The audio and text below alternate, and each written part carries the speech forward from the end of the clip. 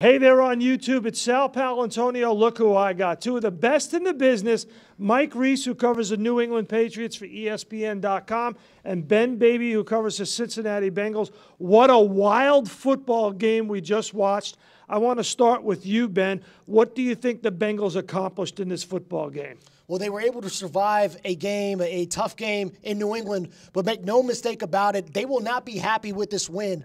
I just spoke to Joe Burrow in the postgame press conference, asked him if this is the kind of game that championship teams should win, and he said you can look at it that way. However, they've got to be able to put teams away when they're up 22, and if you're going to be a Super Bowl team, that's what Super Bowl teams do. Yeah, but you know what? It's tough to win in Foxborough. The Bengals haven't done it since 1986, since Zach Taylor was 3 years old. They finally got a win on the road up in New England, and it was tough. It's tough to beat the Patriots here, especially a desperate Patriots team. What happened on that fumble down inside the 10-yard line? Ramondre Stevenson said he was trying to do too much, Sal, and I actually talked to the referee, Craig Rolstad, to ask him as part of a pool report, why wasn't forward progress stopped in that situation? I want to tell you what he told me. He said to have forward progress, the runner has to be controlled by the defense. He has to be held and controlled and basically have his feet taken away. We felt he still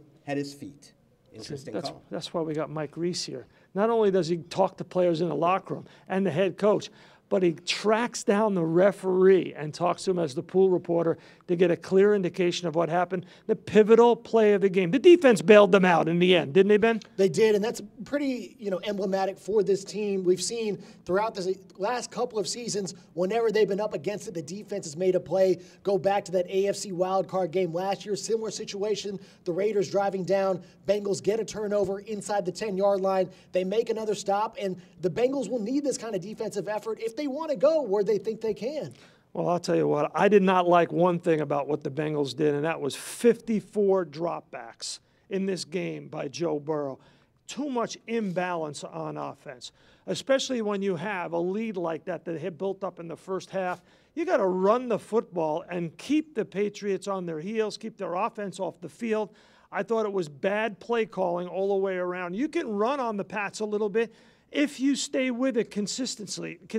No, Mike? You can, Sal, absolutely. And I was just in the locker room, and I always like to compare the vibe in the locker room. Last week in Las Vegas, when they lost the game on that last play, catastrophic, you talked. I said catastrophic. Yeah. You could hear a pin drop. Not in this locker room today. I felt like they were more resigned to their fate, Sal. The idea that here we are in Week 16, and we're still finding new ways to lose games. At this point, you almost say, this is who we are. What did you think overall of the offensive performance of the Bengals? I mean, they were humming in that first drive. And then Jamar Chase, I mean, he literally had a ball bounce off his shoulder pad that Joe Burrow dropped on a dime down the sideline right in front of the Bengals bench. I think it was like the 10 or 15-yard line. And then, of course, he coughs up the fumble late in the game. You know, with your star player, you don't expect those kinds of plays. You don't, we tried to get a comment from Jamar after the game. He wasn't in the mood to talk after this. I wonder why. And then after this kind of performance, he said, I'm going to catch you guys later in the week. But offensively, just not good enough. You talked about those pass attempts. For me, a big issue with this offense is the run game has sputtered the last couple of weeks. That's maybe why we saw. You got to stay with it, though, Ben. It was unproductive throughout most of the game, and they felt like they could do it with Joe Burrow, but that's not going to be sustainable if they want to be winning at a high level. Yeah, and next week they have Buffalo coming in. And lastly, Michael, where does this leave the New England Patriots? They're 7-8. They still have hope for the playoffs, but do they really have hope? That's my question. Based on the way they play, I mean, what are they really going to do, even if they get into the playoffs? Right. For Mike Reiss, Ben Baby, everybody have a happy and healthy holiday, and we'll see you on YouTube down the road. Thanks for watching. Thanks for watching ESPN on YouTube. For live streaming sports and premium content, subscribe to ESPN+.